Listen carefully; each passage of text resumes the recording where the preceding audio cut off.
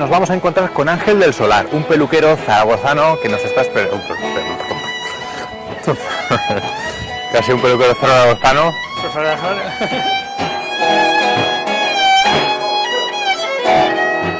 Pero viajo mucho y visito muchos viajes. No.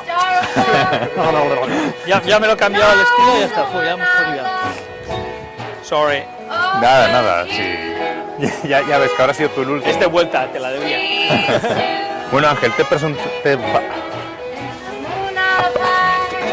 el jet lag.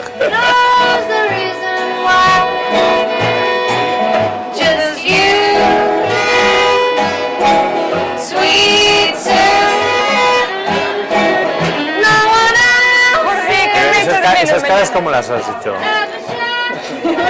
¿Otra? Esto no se te ocurra sacarlo, ¿eh? No se te ocurra.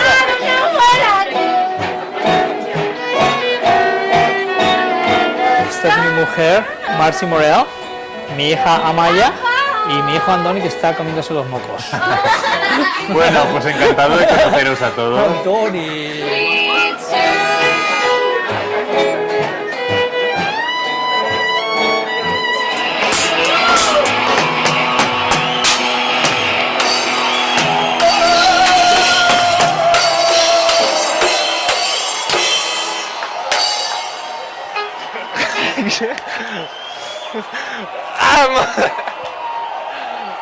¡Qué guapo!